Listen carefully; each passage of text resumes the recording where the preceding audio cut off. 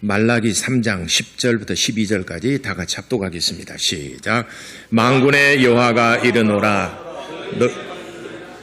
말라기 3장 10절 맞습니까?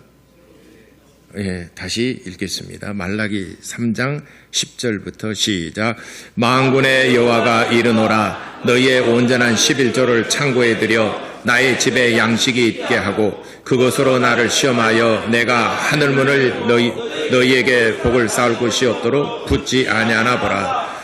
만군의 여호와가 이르노라. 내가 너희를 위하여 메뚜기를 금하여 너희 토지 소산을 먹어 없애지 못하게 하며 너희 밭에 포도나무 열매가 기한 전에 떨어지지 않게 하리니 너희 땅이 아름다워짐으로 모든 이방인들이 너희를 복되다 하리라. 만군의 여호와의 말이니라.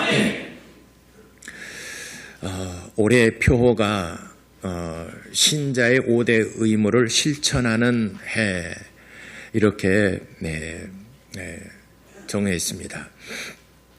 지난달에는 예배에 대해서 말씀을 드렸습니다. 오늘 시간에는 복의 근거가 되는 10의 1조라는 제목으로 같이 은혜 나누고자 합니다. 하나님은 부요하신 분이시다. 두 번 고백합시다. 시작. 하나님은 부요하신 분이시다. 하나님은 부요하신 분이시다. 아멘. 하나님은 만물의 주인이십니다. 아멘. 만물을 창조하신 창조주이시고 또 학개서에서는 말씀하시기를 은도 내 것이고 금도 내 것이라 이렇게 말씀하셨어요. 그러니까 모든 만물은 다 하나님의 것입니다. 다만 우리에게 얼마간을 위임하고 맡겨서 우리는 그 재물을 관리하는 청지기입니다. 이 재물이 내 것이라고 생각하니까 욕심이 자꾸 들어가는데 내 것이 아니라 하나님께서 내게 맡겨주신 것이다. 우리는 청지기입니다. 모든 만물은 다 하나님의 것입니다. 그래서 하나님께서는 부요하신 분이시기 때문에 우리에게 뭔가 요구할 때 하나님께서 뜻이 있어서 하나님의 생각이 있어서 우리에게 가장 기초적인 우리의 삶에 해가 되지 않을 정도로 하나님께서 우리에게 씨앗과 같은 것들을 요구하신 것입니다. 하나님께서 없어서 내게 좀 달라 하시는 것이 아니라 하나님께서는 복을 주시기 위해서 우리에게 뭔가 믿음을 요구하시는 겁니다. 하나님께서 아브라함을 부르셨습니다. 그래서 너희 본토 친척 아비 집을 떠나 내가 지시하는 곳으로 가라 할 때 아브라함은 그대로 순종했어요. 이 순종한다는 게 쉽지 않거든요. 본토 친척 아비 집, 아브라함은 거상입니다. 그의 아버지 데라는 거상입니다. 그리고 아브라함이 세 아들이 있었는데 아브라함이 큰 아들입니다. 아버지의 가업을 이어받으면 남부럽지 않게 그냥 편안하게 살 수 있습니다. 그렇지만 하나님께서는 아브라함을 부르셔서 너희 본토와 친척과 아버지의 집 떠나 내가 지시한 곳으로 가라 할 때 아브라함은 그렇게 순종을 했습니다. 이 그렇게 순종한다는 것이 참 쉽질 않아요. 왜냐하면 내가 평생 편안하게 먹고 살고 누리며 하는 것이 보장되어 있습니다. 그런데 그것을 떠나 주의 인도하심을 받는다는 것이 그렇게 용이하지 않는데 아브라함은 그렇게 순종을 했습니다. 그리고 나이 100세 때 얻은 아들을 내가 지시한 곳으로 가서 번제물로 드리라 할 때 아브라함은 순종을 했습니다. 하나님께서 아브라함의 그 행하는 것을 보시고 마지막으로 시험하십니다. 내 아들을 모리아산에 가서 번제물로 드리라 할 때 아브라함 그래 순종을 했습니다. 그랬더니 하나님께서 아브라함아 이제야 네가 내 아들보다도 나를 더 경외하는 줄을 내가 알았노라 하시고 그 아들을 대신하여 양을 준비했다가 번제물로 드리게 하셨습니다. 그래서 그곳 이름을 여호와 이레라 하였더라 했습니다. 그러니까 아브라함의 믿음을 하나님은 알고 계셨어요. 마음의 중심을 꿰뚫어 보십니다. 그럼에도 불구하고 그 마음의 중심을 알고 계시지만은 그 믿음, 볼 수 없는 믿음을 볼 수 있는 믿음으로 내가 순종하는 것을 하나님은 보고자 원하신다는 거예요. 예. 야고보서 2장에는 그렇게 말씀했습니다. 볼 수 없는 믿음을 볼 수 있도록 나타내 보여서 하나님께서는 그 믿음을 보기를 원하신다는 거예요. 하나님은 마음의 중심 알아요. 여러분들이 하나님을 사랑하고 하나님께 예배하고 하는 그 마음의 중심 하나님이 다 아십니다. 그러니까 여러분들이 여기 예배의 자리에 왔잖아요. 성가대하는 것도 하나님을 찬양하고자 하는 마음이 샘솟도 솟아나 찬양하는 모습 것도 하나님께서 다 아신다 이 말이죠. 여러분들이 예배하기 위해서 이렇게 한 자리에 모인 거 하나님이 다 여러분들 마음의 중심을 아십니다. 그런데 하나님께서 한 가지 더, 믿음은 눈으로 볼 수 없어요. 여러분이 제 안에 있는 믿음 볼 수 없어요. 저도 여러분들 안에 있는 믿음을 볼 수 없습니다. 그러나 하나님께서 제 안에 있는 마음의 믿음을 아시고 여러분들의 믿음을 하나님이 다 아십니다. 그런데 믿음은 볼 수 없는 거예요. 볼 수 없는 믿음을 볼 수 있도록 나타내 보이는 것이 순종이에요. 그러니까 아브라함이 이 독자 이삭을 번제물로 드리려 할 때에 하나님께서는 이제야 네가 내 독자 아들보다도 나를 더 경외하는 줄을 내가 보았다. 알았다라는 말은 내가 보았다 하는 말이에요. 내가 내 독자를 아끼지 아니하였은즉 나도 내 아들을 너의 혈통을 통하여 보내주리라 약속하셨습니다. 아브라함의 아들하고 하나님의 아들하고 누가 더 존귀하고 누가 더 보배롭고 누가 더 귀합니까?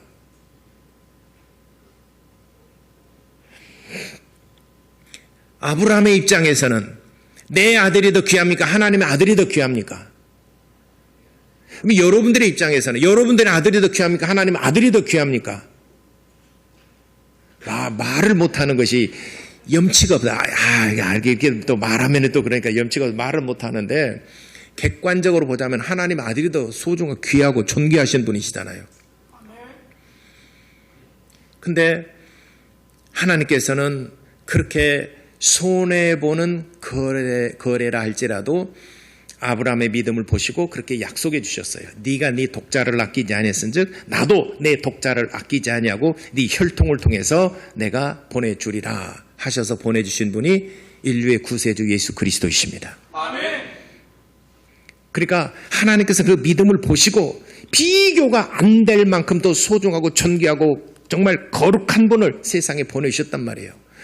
여러분들이 최소한의 믿음을 보이면은 하나님께서는 비교도 안 될 만큼 하나님께서 여러분들에게 복을 주실 줄을 믿으시기를 바랍니다. 아멘. 아브라함과 그런 거래를 하셨고 아브라함 그런 약속을 하셨고 그 약속대로 하나님께서는 아브라함의 혈통을 통해서 그의 아들 예수 그리스도 보내셨어요. 그래서 마태복음 1장 1절에 아브라함과 다윗의 자손 예수 그리스도의 계보라. 아브라함과 다윗의 자손 예수 그리스도의 계보라. 그래서 예수를 주신 것은 아브라함과의 그 약속대로 하나님께서 약속을 지키셨다는 것을 마태복음 1장에 기록하고 있습니다. 아브라함은 최소한의 믿음, 그러니까 아브라함의 입장에서는 글쎄 이삭이 더 소중하다라고 생각할 수가 있어요. 여러분들이 이제 여러분들의 아들과 또 예수님 하나님의 아들과 비교했을 때 내 아들인데 내 아들이 얼마나 소중하고 얼마나 정말 귀합니까? 근데 내 입장에서는 그럴지라도 하나님과 또 객관적으로 보자면은 하나님의 아들이 비교할 수 없을 만큼 소중하고 존귀한 분이시잖아요. 그럼에도 불구하고 하나님은 그렇게 약속하시고 하나님이 그의 아들을 주시기 위해서 아브라함에게 그 믿음을 확인하신 겁니다. 확인하신 거예요. 하나님께서는 여러분들에게 복을 주시기 위하여 여러분들의 믿음을 보고자 하시는 겁니다. 확인하고 싶어요. 그게 11조예요. 10분의 10이 있어요. 그 중에서 10분의 1 최소한의 것을 내게 가져올 수 있느냐? 하나님 그걸 물어보시는 거예요. 여러분들이 답을 하는 거죠. 물어보시는 거예요. 가져올 수 있는 힘이 없다. 그러면은 내 아들이 더 소중한 거예요. 하나님 아들보다도 내 아들이 더 소중한 거예요. 근데 내 아들 드릴 수 없어요. 그러면 하나님께서 아들을 주실 수가 없는 거죠. 10분의 1이 어찌 보면은 굉장히 많지만 어찌 보면은 그게 굉장히 많은 건 아니에요. 예를 들어서 10분의 10에서 10분의 1을 드리고 10분의 9를 내가 쓸 수 있다. 그러면 10분의 9를 생각하게 되면은 여러분들 나는 많은 것이 있잖아요. 예를 들어서 여러분들이 취직을 할 때, 취직이 아니라 여러분들이 이제 그 사업을 할 때 동업자와 더불어서 동업자 할 때 나는 뭐 가진 것이 없지만은 그 투자한 금액에 또 소득이 있을 거 아니에요. 그러면은 10분의 1은 주인이 가져가고 10분의 9를 네가 수고했으니까 10분의 9는 당신이 가져가시오. 그런 회사 있다면 여러분 하겠어요, 안 하겠어요? 그것도 생각해 봐야 돼요. 참 그거 일도 아깝습니까? 10분의 10을 다 줘야지. 왜 10분의 1을 당신이 가져가? 아니 동업원다 생각했을 때 10분의 9를 여러분 준다니까요. 주인은 10분의 1만 가져가고. 그럼 여러분 그런 사람하고 거래하겠어요, 안 하겠어요? 아니 생각할 것도 없어요. 여러분 생각하지 마세요. 당연히 그렇게 하는 거죠. 근데 악덕업주를 만나가지고 10분의 9를 내가 가져갈 테니까 당신은 소득의 10분의 1만 가져가면 하겠어요, 안 하겠어요? 뭐하러 해 내가 손해본 장사를. 5대 5나 혹시 6대 4나 4대 6이나 혹시 그럼 모르지만 하나님은 만물의 주인이시고 우리는 청직입니다.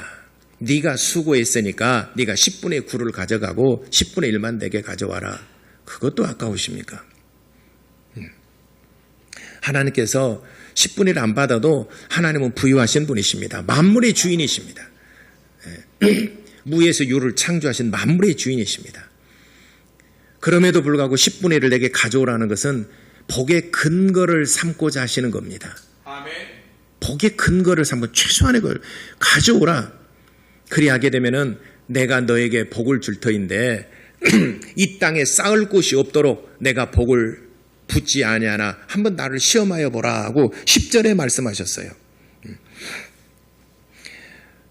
하나님은 부유하신 분이십니다. 그렇기 때문에 복을 넉넉하게 주실 수도 있고 심지어는 생명도 주실 수 있는 분이십니다. 우리는 복에 대해서 두 가지 개념이 있습니다. 하나는 쌓여지는 복이 있고 하나는 구멍난 전대를 막아주는 이런 지켜주는 복이 있어요. 어느 복이 더 클까? 쌓아가는 복이 더 클까? 아니면은 지켜주는 복이 더 클까? 지켜주는 복이 훨씬 큽니다. 내가 10을 벌었는데 9가 나가고 1만 남는다고 생각해 보세요. 얼마나 인생이 피곤합니까? 얼마나 인생이 피곤해요. 그러나 여러분들이 10을 벌었는데 1은 하나님께 드리고 9가 쌓여졌어요. 행복하겠죠. 그것도 아깝게 느껴지시는 그 표정인가 본데, 그래서 하나님과 우리는 거래하는 겁니다. 하나님과 관계를 맺고 있는 거예요. 하나님은 만물의 주인이시고 나의 구세주이십니다.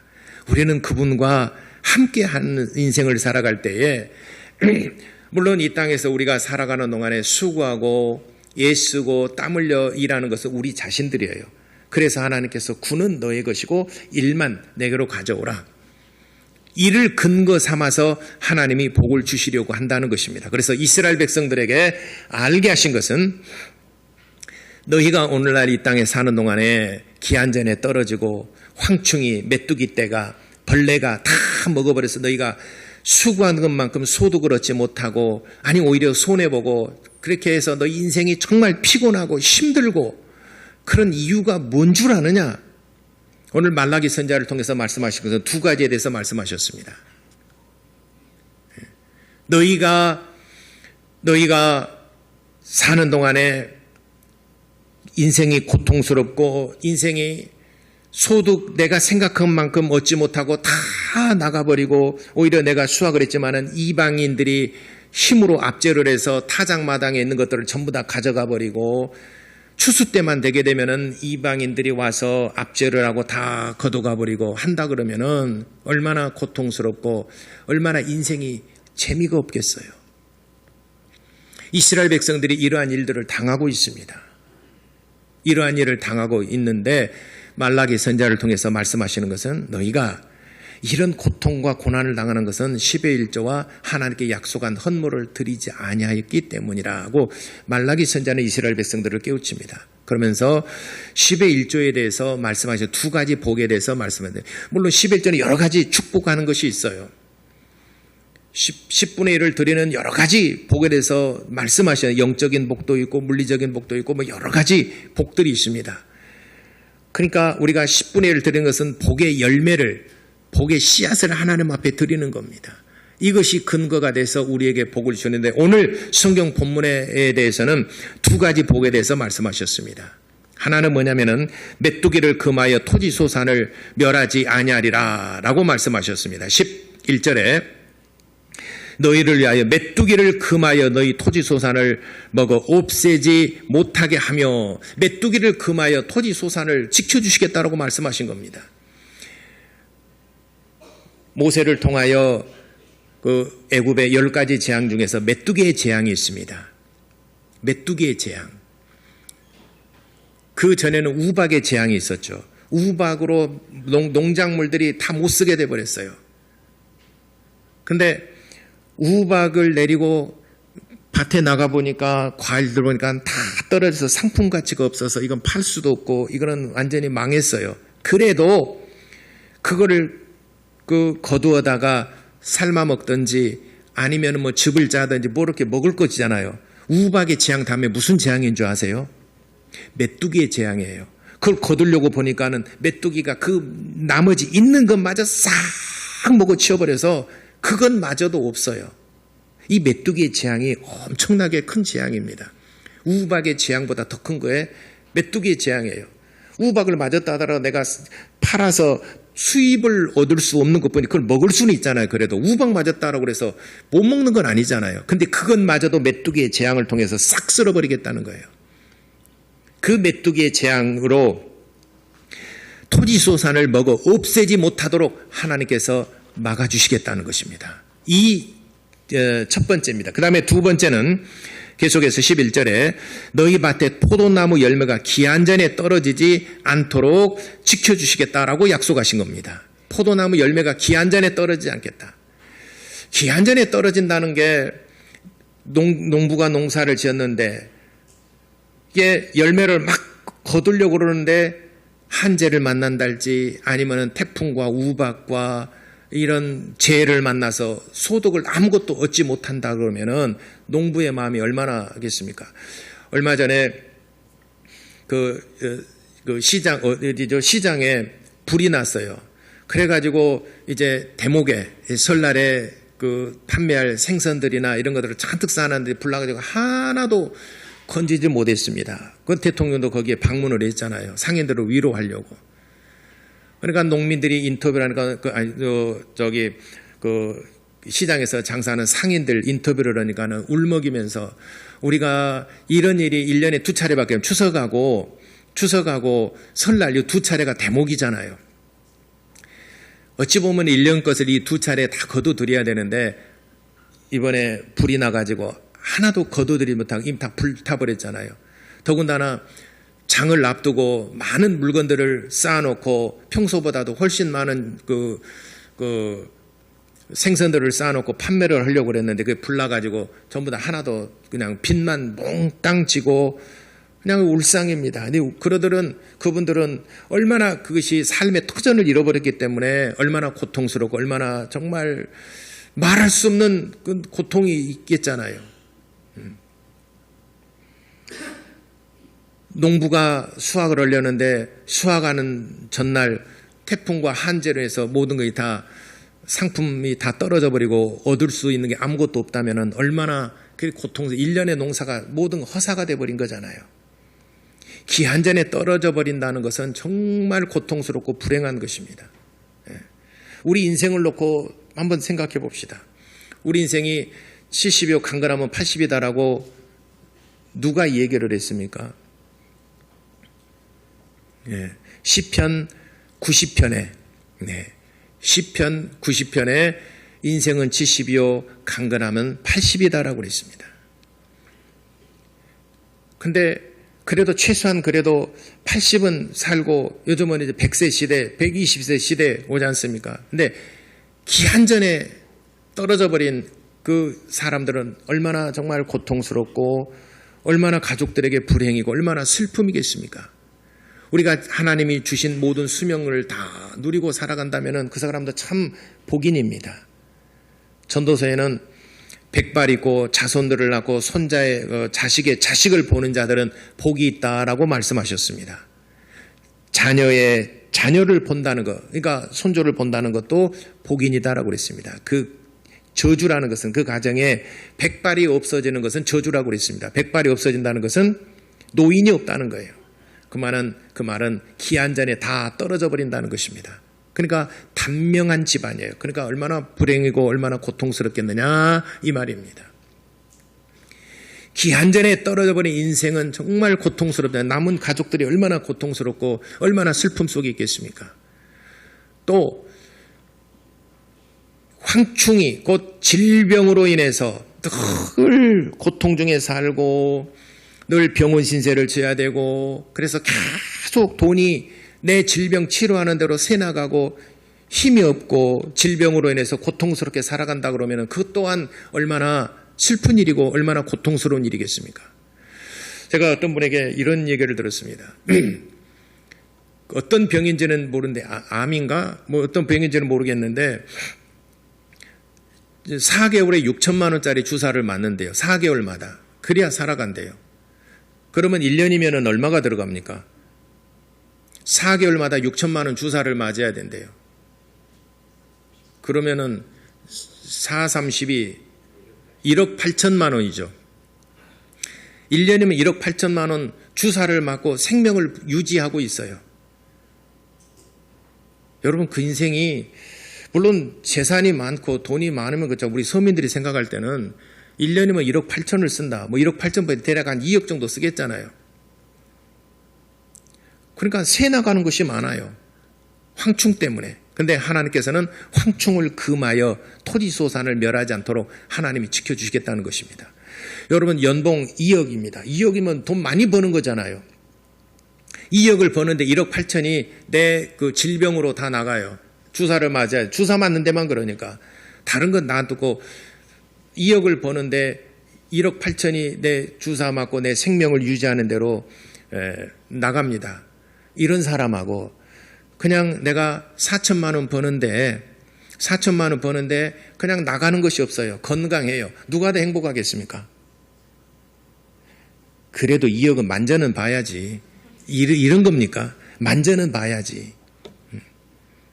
그래서 복은 쌓여지는 복도 있고 지켜주는 복이 있는데 이 두 가지 복 중에서 지켜주는 복이 훨씬 크다는 겁니다. 내 재물이 쌓여지려면 구멍난 전대를 먼저 막아야 됩니다. 아무리 많은 것을 소득을 얻었어도 내 전대에 구멍이 나 있으면 쌓이지를 않아요. 그 재물이 새 나가면서 내 마음도 새 나가고 마음이 상심하게 되고 불행하게 되고 합니다. 저번에 저는 기억이 너무 그 기사를 읽고 그 희한하기도 하고 그래서 늘 기억하면서 제가 몇 차례 여러분들에게 그 소개를 했지만은 영국인가 미국에선가 그 사람이 복권에 당첨됐는데 한 800억에 당첨이 됐어요. 700억에서 800억, 800억 정도 당첨이 됐어요. 복권에. 여러분들이 막 800억이 당첨됐다 하면 맨 먼저 그거를 뭘 하겠습니까? 제가 말씀드렸잖아요. 우리 교인들, 전교인들, 가족들과 더불어서 호텔, 티본 스테이크 쫙 해서 다 오라 그래가지고 여러분 가족들과 더불어서 우리 가족은 10명인데 10명도 좋아요. 그거 해봤자 뭐 몇 억 되겠습니까? 700억이 당첨이 됐는데 여러분 가운데 혹시 누가 로또가 당첨되거든 우리 모은 가족까지 교회 안 다니 전도의 기회니까 가족들까지 호텔 스테이크 집에 가가지고 티본 스테이크를 쫙 해서 한번 대접하시기 바랍니다. 그리고 여러분들 알아서 쓰세요. 800억, 700억 당첨됐어요. 이 사람이 너무 행복하다 못해 집안을 정리를 다 했어요. 그러다 자기 이제 집안 정리하고 바쁘게 생활하다가 이제 월요일 날 은행에 가서 복권을 찾으려고 딱 가보니까는 지난 토요일까지 마감 끝났습니다. 지난 토요일까지 이 복권 수령 기간이 다 끝나버렸다는 거예요. 월요일 날 갔어요. 토요일까지 다 끝나버렸다는 거예요.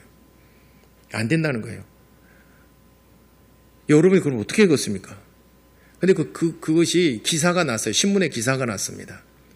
700억이 당첨이 됐는데 이틀 사이로 월요일 날 갔더니 토요일까지 그 수령 기간이 끝나서 한 푼도 줄 수 없다는 거예요.